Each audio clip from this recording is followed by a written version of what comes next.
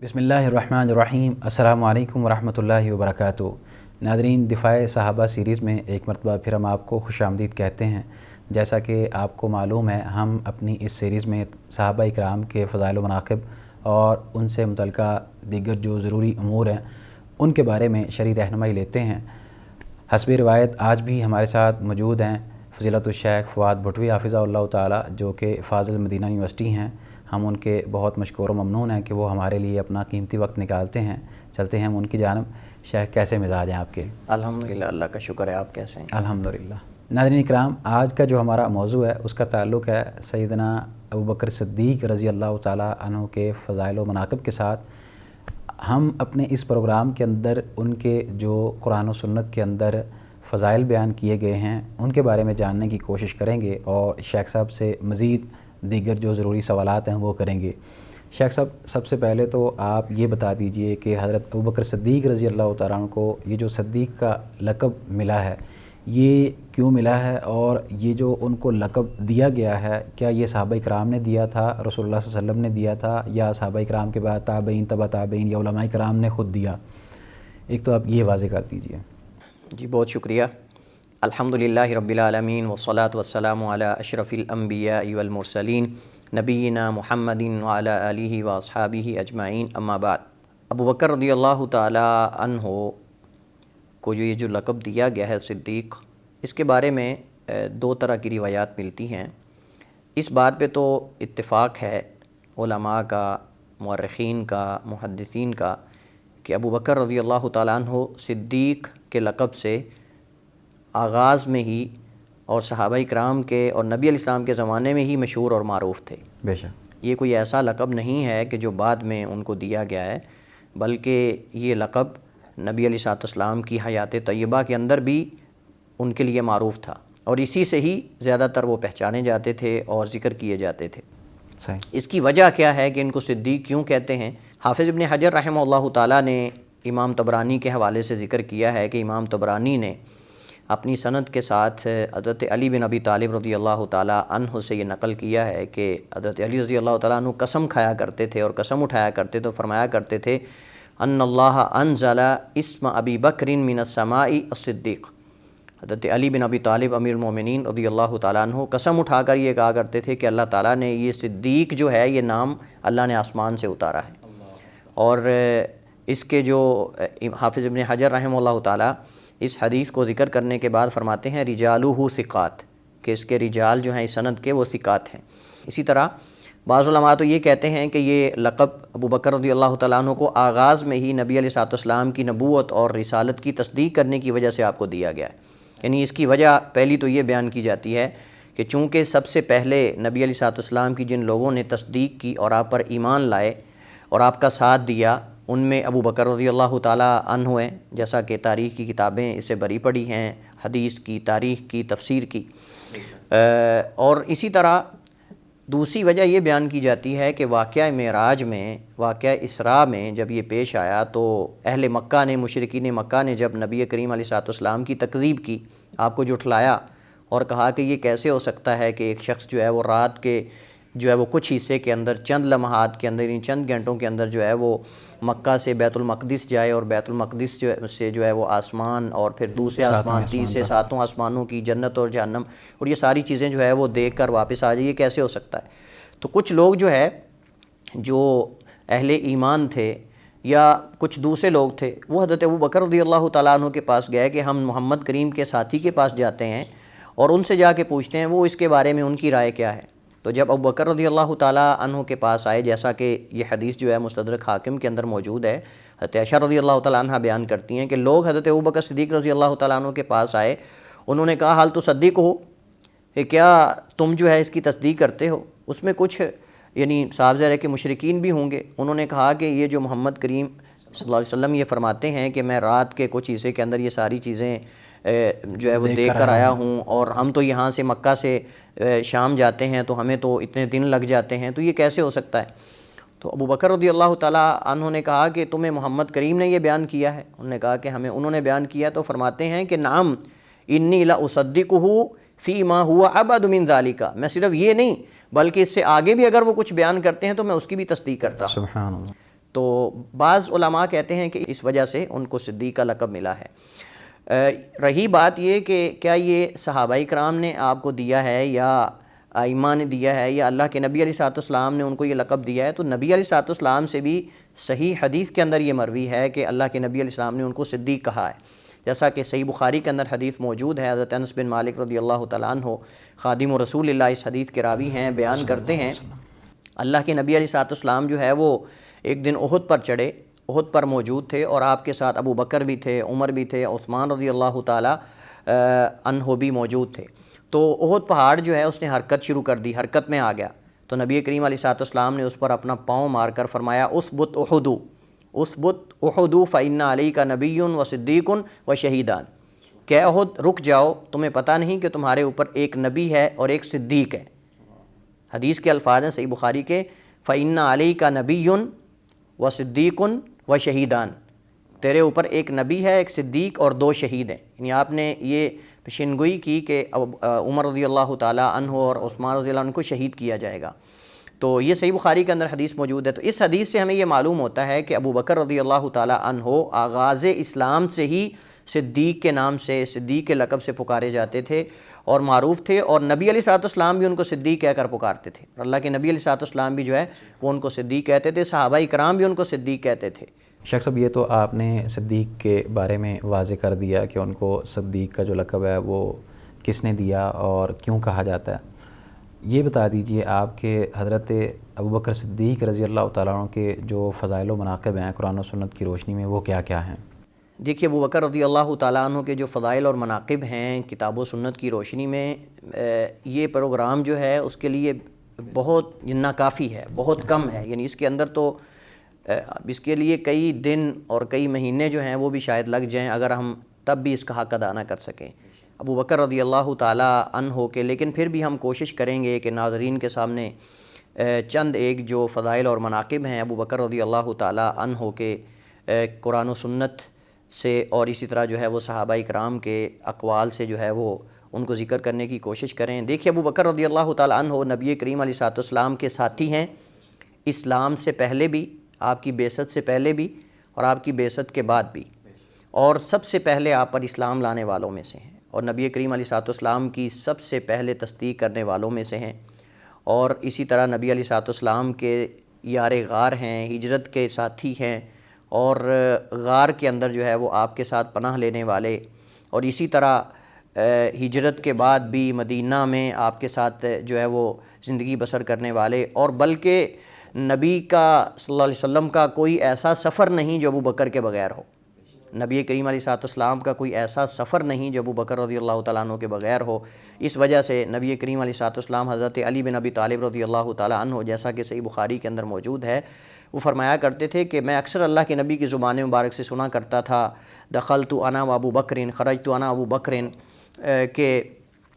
داخل ہوا میں اور ابو بکر و عمر، نکلا میں ابو بکر و عمر، گیا میں اور ابو بکر و عمر، یعنی اللہ کے نبی اکثر صحابہ کو یہ بیان کیا کرتے تھے، بار بار آپ کی زبان سے یہ الفاظ ادا ہوتے تھے کہ میں اور ابو بکر و عمر گئے، میں اور ابو بکر و عمر آئے، میں اور ابو بکر و عمر داخل ہوئے۔ حضرت علی یہ بیان کر رہے ہیں کہ میں اکثر اللہ کے نبی کی زبان سے یہ سنا کرتا تھا، اور یہ ابو بکر رضی اللہ تعالیٰ عنہ کی فضیلت اور منقبت ہے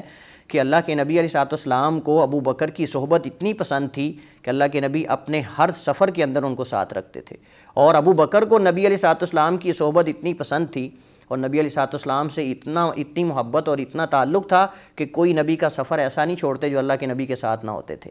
ابو بکر رضی اللہ تعالیٰ عنہ ایمان میں سبقت لے جانے والے ہیں، نبی کی مدد میں سبقت لے جانے والے ہیں، نبی علیہ الصلوۃ والسلام کی تصدیق میں سبقت لے جانے والے ہیں، نبی علیہ الصلوۃ والسلام پر اپنی جان اور مال کو قربان کر دینے والے لوگوں میں سے سبقت لے جانے والے ہیں۔ اور ابو بکر رضی اللہ تعالیٰ عنہ وہ صحابی ہیں کہ جن کو نبی کی زندگی میں حج کا امام بننے کا شرف حاصل ہے، نبی علیہ الصلوۃ والسلام کی زندگی میں حج کا خطبہ دینے اور حج کا امام بننے کا شرف حاصل ہے۔ اللہ کے نبی علیہ الصلوۃ والسلام نے 9 ہجری میں جو حج ہوا نبی علیہ الصلوۃ والسلام کے حجۃ الوداع سے پہلے، اس میں آپ نے ابو بکر رضی اللہ تعالیٰ عنہ کو لوگوں کا امام بنا کر بھیجا، فرمایا کہ ابو بکر جاؤ لوگوں کو حج کرواؤ۔ اس کا مطلب یہ ہے ابو بکر رضی اللہ تعالیٰ عنہ صحابہ کرام میں سب سے زیادہ نبی کی سنت کو جاننے والے تھے اور نبی علیہ الصلوۃ والسلام کے حج کے طریقے کو جاننے والے تھے، حالانکہ اللہ کے نبی علیہ الصلوۃ والسلام کے ساتھ حج نہیں کیا بھی، لیکن اللہ کے نبی علیہ السلام نے جیسے ابو بکر کو تعلیم دی، اور اللہ کے نبی کو بھی معلوم تھا کہ ابو بکر جو ہے وہ سنت کو سب سے زیادہ جاننے والے ہیں۔ اور اگر اس کا اندازہ آپ لگانا چاہیں تو آپ اس حدیث سے لگا سکتے ہیں جو کہ صحیحین کے اندر، بخاری مسلم کے اندر موجود ہے۔ اللہ کے نبی علیہ السلام نے، ابو سعید خدری رضی اللہ تعالیٰ عنہ روایت کرتے ہیں، فرماتے ہیں کہ اللہ کے نبی علیہ السلام نے ایک دفعہ ممبر پہ کھڑے ہو کر جو ہے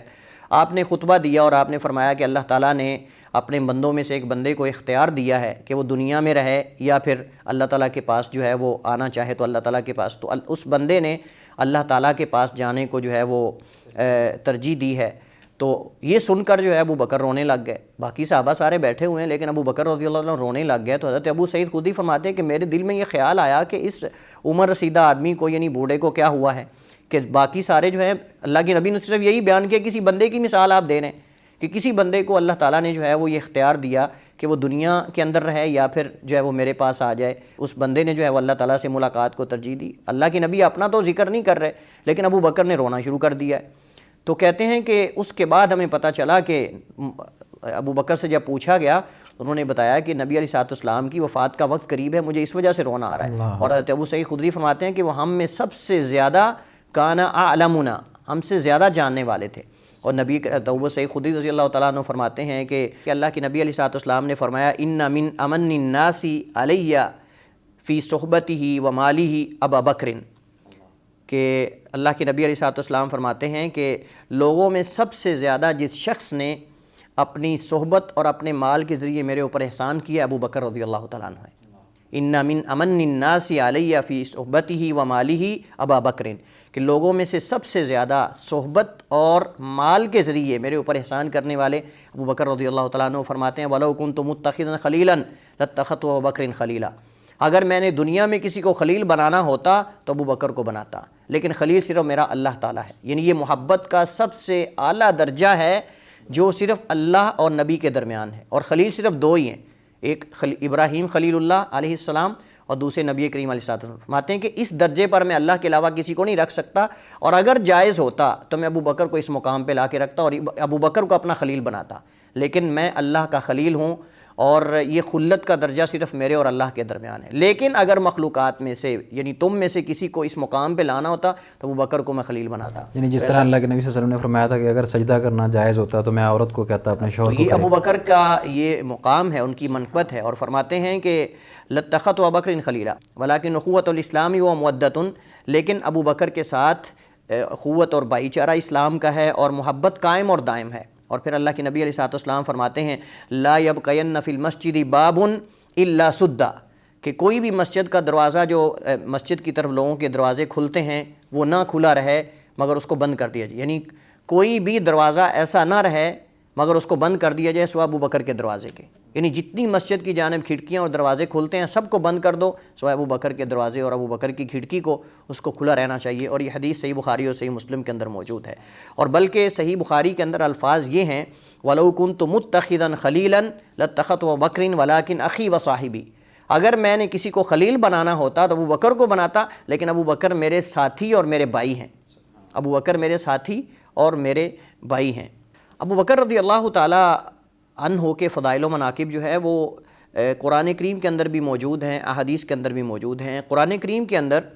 اللہ تعالیٰ قرآن کریم میں فرماتا ہے ثانی اثنین اذ ہما فی الغار اذ یقول لصاحبہ لا تحزن ان اللہ معنا سبحان فانزل اللہ سکینتہ علیہ۔ یہ سورہ توبہ سے یہ آیت ہے۔ اللہ تعالیٰ فرماتا ہے کہ ثانی اثنین، دو میں سے دوسرے، اذ ہما فی الغار، جب وہ دونوں غار میں تھے، اذ یقول لصاحبہ، جب وہ اپنے ساتھی کو یعنی نبی کریم علیہ السلام فرما رہے تھے لا تحزن، غم نہ کھاؤ، غمگین نہ ہو، بے شک اللہ تعالیٰ ہمارے ساتھ ہے۔ تو اللہ تعالیٰ نے فانزل اللہ سکینتہ علیہ، اللہ نے اس پر اپنی سکینت کو اتارا۔ اب بعض مفسرین فرماتے ہیں کہ یہاں علیہ سے مراد اللہ کے نبی علیہ السلام ہیں، بعض کہتے ہیں ابو بکر رضی اللہ تعالیٰ عنہ ہیں۔ ابو بکر رضی اللہ تعالیٰ عنہ زیادہ اپنے نفس پر نہیں ڈر رہے تھے، یعنی جیسے صحیح بخاری کے اندر حدیث موجود ہے، ابو بکر رضی اللہ تعالیٰ عنہ فرماتے ہیں کہ مجھے جب اس غار کے منہ کے اندر سے مشرکین کے قدم نظر آئے تو میں ڈر گیا، میں نے کہا اللہ کے رسول کہیں ہمارے اوپر حملہ نہ، اور مجھے زیادہ ڈر نبی علیہ السلام کا تھا کہ کہیں یہ نبی کریم علیہ السلام کو نقصان نہ پہنچا دیں۔ تو اللہ کے نبی علیہ الصلوۃ والسلام نے اس وقت فرمایا تھا، جیسا کہ صحیح بخاری مسلم کی حدیث ہے، اللہ کے نبی نے فرمایا تھا یا ابا بکر ما ظنک باثنین اللہ ثالثہما، کہ ابو بکر تیرا کیا خیال ہے ان دو کے بارے میں جن کے ساتھ تیسرا اللہ ہو، تیرا کیا خیال ہے ان دو کے بارے میں جن کے ساتھ تیسرا اللہ ہو۔ اس کا مطلب جب تیسرا اللہ ہمارے ساتھ ہے تو آپ غم زدہ نہ ہوں، پریشان نہ ہوں۔ تو یہاں کوئی اشکال پیدا کر سکتا ہے کہ جی ابو بکر کو نعوذ باللہ نبی کے ساتھ ہو کر بھی ڈر تھا، ابو بکر نبی کے ساتھ ہو کر بھی ڈر رہے تھے، تو نبی کریم علیہ الصلوۃ والسلام کے ساتھ ہونے کے بعد ابو بکر کا ڈرنا یہ نبی علیہ السلام کے بارے میں تھا، اپنے بارے میں نہیں تھا۔ ابو بکر کو نبی کے ساتھ ہوتے ابو بکر تو اپنے آپ کو بھول گئے، ابو بکر کو ڈر اس بات تھا کہ کہیں نبی کریم علیہ السلام کو یہ دشمن نقصان نہ پہنچائیں، اپنے اوپر ان کو ڈر نہیں تھا۔ اگر اپنا ڈر ہوتا تو پھر تو ابو بکر رضی اللہ تعالیٰ عنہ دیگر مقامات پہ بھی ڈرتے، ایسا نہیں تھا۔ تو ابو بکر رضی اللہ تعالیٰ عنہ کو اپنے سے بڑھ کر نبی علیہ الصلوۃ والسلام کی جان کا جو ہے وہ آپ کے بارے میں کسی نقصان کا جو ہے وہ ڈر تھا، اور فکر ابو بکر کو نبی علیہ الصلوۃ والسلام کی فکر تھی۔ اسی طرح قرآن کریم میں سورہ زمر کی آیت جو ہے والذی جاء بالصدق وصدق بہ اولئک هم المتقون، اس کے بارے میں امام طبری رحمہ اللہ تعالیٰ نے اپنی تفسیر کے اندر اپنی سند کے ساتھ حضرت علی بن ابی طالب امیر المومنین رضی اللہ تعالیٰ عنہ سے یہ روایت نقل کی ہے۔ امیر المومنین علی بن ابی طالب رضی اللہ تعالیٰ عنہ فرمایا کرتے تھے کہ والذی جاء بالصدق سے مراد نبی علیہ الصلوۃ والسلام ہیں، اور وصدق بہ سے مراد ابو بکر صدیق ہیں۔ یعنی والذی وہ جو سچائی اور سچ کے ساتھ آئے، اور آگے ہے وصدق بہ اور وہ جس نے ان کی تصدیق کی۔ حضرت علی فرماتے ہیں کہ اس آیت کے پہلے حصے سے مراد یعنی جو سچائی اور سچ لے کر آئے، یعنی جو سچائی اور سچ لے کر آئے وہ نبی کریم علیہ السلام ہے، اور وصدق بہ سے مراد ابو بکر رضی اللہ تعالیٰ عنہ ہے۔ اور یہ جو حدیث یعنی یہ جو اثر ہے علی رضی اللہ تعالیٰ عنہ کا، امام طبری نے اپنی تفسیر کے اندر نقل کیا ہے۔ اور ابو بکر رضی اللہ تعالیٰ عنہ کے فضائل و مناقب کے بارے میں احادیث بکثرت موجود ہیں۔ چند ایک احادیث جو ہے وہ ناظرین کے سامنے ذکر کرتے ہیں۔ ایک تو حدیث پہلے میں نے ذکر کی ہے کہ اللہ کے نبی علیہ الصلوۃ والسلام نے فرمایا کہ لوگوں میں سے مجھ پر اپنے مال اور اپنی صحبت کے ساتھ جو ہے وہ سب سے زیادہ احسان کرنے والے ابو بکر ہیں، اور اگر میں نے کسی کو خلیل بنانا ہوتا ابو بکر رضی اللہ تعالیٰ عنہ کو بناتے۔ اسی طرح حضرت عمر بن عاص رضی اللہ تعالیٰ عنہما روایت کرتے ہیں، اور یہ صحیح بخاری مسلم کی روایت ہے، میں نے فرماتے ہیں کہ میں نے نبی کریم علیہ الصلوۃ والسلام سے سوال کیا ای الناس احب الیک، اللہ کے رسول بتلائیے کہ لوگوں میں سے آپ کو زیادہ محبوب کون ہے؟ تو آپ نے فرمایا عائشہ مجھے محبوب۔ فرمایا کہ میں مردوں کے بارے میں پوچھ رہا ہوں، قلت من الرجال، مردوں میں سے آپ کو زیادہ محبوب کون ہے لوگوں میں سے؟ تو آپ نے فرمایا ابوہا، ان کے باپ، مردوں میں سے مجھے ان کے باپ محبوب۔ تو نبی علیہ الصلوۃ والسلام نے یہاں پوری کائنات میں سے تمام لوگوں میں سے اگر کسی کے ساتھ سب سے زیادہ محبت کا اظہار کیا تو ابو بکر رضی اللہ تعالیٰ عنہما ہیں۔ اور اسی طرح حضرت عمر رضی اللہ تعالیٰ عنہ نے جب بیعت کا وقت تھا اسقیفہ بنو ساعدہ کے اندر، تو ابو بکر رضی اللہ تعالیٰ عنہ نے کہا کہ تم لوگوں کو کہا انصار کو کہ تم ایسا کرو مل کر عمر کی بیعت کر لو، یا ابو عبیدہ بن جراح تمہارے اندر موجود ہیں ان کی بیعت کر لو، ان کے ہاتھ پر ان کو خلیفہ بنا لو، میں تو نہیں بننا چاہتا۔ حضرت عمر رضی اللہ تعالیٰ عنہ نے ان کا ہاتھ پکڑ کے فرمایا بل نبایعک انت، ابو بکر ہم تیرے ہاتھ پہ بیعت کرتے ہیں، فانت سیدنا و خیرنا و احبنا الی رسول اللہ صلی اللہ علیہ وسلم، کہ تم ہمارے سردار ہو، ہم میں سے سب سے بہتر ہو، اور ہم میں سے نبی کے نزدیک سب سے زیادہ محبوب ہو،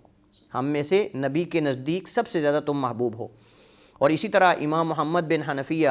رحمہ اللہ تعالیٰ جو حضرت علی بن ابی طالب کے بیٹے ہیں، جن کو محمد بن حنفیہ کے نام سے کہا جاتا ہے، یعنی محمد بن علی بن ابی طالب رحمہ اللہ تعالیٰ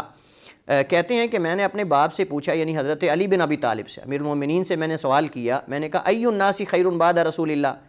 کہ رسول کریم علیہ السلام کے بعد لوگوں میں سب سے زیادہ خیر والا بہتر کون ہے، افضل کون ہے؟ حضرت علی فرماتے ہیں قال ابو بکر، ابو بکر سب سے افضل ہے۔ تو میں نے کہا ثم من، پھر اس کے بعد کون بہتر ہے؟ تو فرماتے ہیں عمر،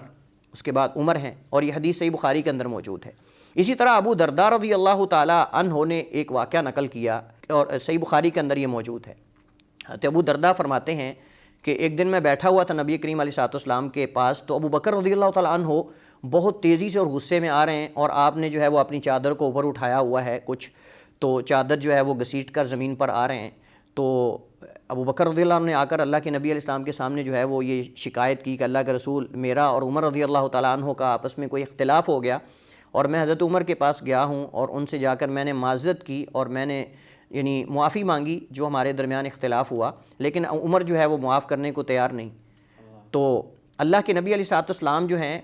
ابھی بیٹھے ہوئے ہیں کہ تھوڑی دیر کے بعد جو ہے وہ عمر رضی اللہ تعالیٰ عنہ آ گئے اور ابو بکر کے گھر میں گئے، ابو بکر سے معافی مانگی اور اللہ کے نبی کے پاس آ گئے، اور اللہ کے نبی علیہ السلام ابھی بیٹھے ہوئے ہیں اسی جگہ پہ۔ حضرت عمر رضی اللہ عنہ آ کر فرماتے ہیں کہ اللہ کے رسول، میں 2 دفعہ ظلم کرنے والا ہوں، یعنی میں اپنی دوہری غلطی تسلیم کرتا ہوں اور میں نے ابو بکر کو معاف کیا ہے۔ تو اللہ کے نبی علیہ السلام جب عمر کو دیکھا تو اللہ کے نبی علیہ السلام کا چہرہ بدل گیا۔ نبی علیہ السلام نے حضرت عمر کو مخاطب کر کے فرمایا، ان اللہ بعثنی الیکم فقلتم کذبت، اللہ تعالیٰ نے مجھے تمہاری طرف بھیجا لیکن تم نے اس وقت، یعنی حضرت عمر ابھی مسلمان نہیں ہوئے تھے، آغاز کی بات کر رہے ہیں کہ جب مجھے اللہ تعالیٰ نے نبی بنا کر بھیجا تو تم نے میری تکذیب کی، تم سب مجھے جھٹلانے والے تھے۔ قال ابو بکر، لیکن ابو بکر رضی اللہ تعالیٰ عنہ نے کہا صدقہ،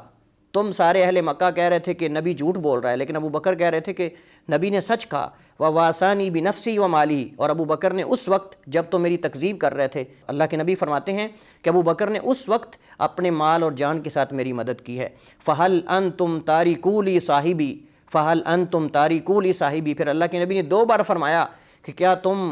میرے لیے، میری خاطر میرے ساتھی ابو بکر کو تکلیف دینے سے باز آؤ گے کہ نہیں؟ پھر آپ نے فرمایا کہ کیا تم میری خاطر میرے ساتھی ابو بکر کو تکلیف دینے سے باز آؤ گے کہ نہیں؟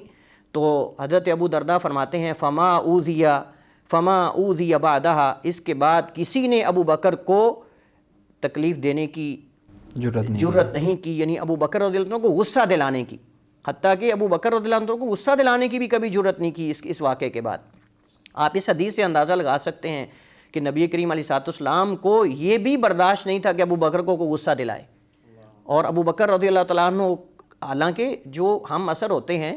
ان کے آپس میں اختلاف ہو جاتا ہے، ابو بکر اور عمر جو ہیں ہم عصر ہیں اور ساتھی ہیں آپس میں، اور ساتھیوں میں بعض باتوں میں اختلاف ہو جاتا ہے، کوئی بڑی بات نہیں ہے، لیکن نبی کو باوجود اس کے کہ ساتھیوں میں اختلاف ہو جاتا ہے، یہ بھی گوارا نہیں تھا کہ نبی علیہ السلام کی زندگی میں کوئی ابو بکر کو غصہ دلائے اور ابو بکر کو جو ہے وہ کوئی ناراض کرے۔ ابو بکر کی ناراضگی بھی اللہ کے نبی کو گوارا نہیں تھی۔ تو کیا خیال ہے آپ کا ان لوگوں کے بارے میں جو ابو بکر رضی اللہ تعالیٰ عنہ پر تکفیر کے فتوے لگاتے ہیں اور صبح و شام اپنی تمام مجالس میں ان پہ لعن طعن کرتے ہیں اور ان کو سب و شتم ان پر کرتے ہیں اور ان کو طعن و تشنیع کا نشانہ بناتے ہیں، تبرہ بازی کرتے ہیں؟ نبی تو اپنی زندگی میں صرف ابو بکر کی ناراضگی گوارا نہیں کرتے، تو ابو بکر پہ طعن و تشنیع کرنے والے کے بارے میں آپ کی کیا رائے ہے؟ استغفر اللہ تعالی۔ یہ تو احادیث کی روشنی میں اور صحابہ کرام کے اقوال کی روشنی کے اندر ابو بکر رضی اللہ تعالیٰ عنہ کی جو فضیلت ہے اور ان کی منقبت اور ان کے مقام و مرتبے کو بیان کیا گیا ہے۔ تمام اہل سنہ کا اس میں صحابہ کرام بھی شامل ہیں، تابعین، ائمہ اعظام، سب کا اس بات پر اتفاق ہے کہ نبی کائنات صلی اللہ علیہ وسلم کے بعد اگر کوئی امت میں افضل ترین شخص ہے تو وہ ابو بکر رضی اللہ تعالیٰ عنہ، اس کے بعد عمر ہے، اس پر پوری امت کا، حتیٰ کہ حضرت علی رضی اللہ تعالیٰ عنہ، اور میں نے محمد بن حنفیہ رحمہ اللہ تعالیٰ ان کے طریق سے یہ نقل کیا، آل بیت جتنے بھی لوگ ہیں سب اس بات کو جانتے تھے کہ امت میں اگر کوئی افضل ہے تو ابو بکر رضی اللہ تعالیٰ عنہ اور ان کے بعد عمر ہیں۔ اس پر امت کا اجماع اور اتفاق ہے، اور یہ ابو بکر کے مقام اور فضیلت کے لیے کافی ہے کہ پوری امت کا ایک بندے کے، ایک شخص کے افضل ہونے پر اتفاق ہو، اور ابو بکر و عمر رضی اللہ تعالیٰ عنہ سب سے پہلے شیخین جو ہے وہ کریمین، یہ سب سے پہلے مقدم ہے۔ تو ابو بکر رضی اللہ تعالیٰ عنہ کی فضیلت سورج کی طرح روشن تھی، عیاں تھی پوری امت، بلکہ صحابہ کرام، ائمہ اعظام جو ہیں وہ اپنے بچوں کو جو ہے وہ ابو بکر و عمر کی محبت سکھایا کرتے تھے اور ان کے سامنے ابو بکر و عمر کے فضائل اور مناقب بیان کیا کرتے تھے۔ بہت شکریہ شیخ، اللہ تعالیٰ آپ کے علم میں مزید برکت نازل فرمائے اور اللہ تعالیٰ آپ سے دین کا کام لیتا رہے۔ ناظرین، یہ تھا ہمارا آج کا پروگرام جس کے اندر شیخ صاحب نے حضرت ابو بکر صدیق رضی اللہ تعالیٰ عنہ کے بارے میں جو فضیلت ہے ان کی اور ان کا جو مقام و مرتبہ ہے وہ بیان کی۔ اس حوالے سے اگر آپ کا کسی قسم کا کوئی سوال ہو تو وہ آپ کر سکتے ہیں، انشاءاللہ ہم دیگر موضوعات کے ساتھ بھی حاضر ہوتے رہیں گے۔ تب تک کے لیے آپ ہمیں دیجیے اجازت، اللہ حافظ۔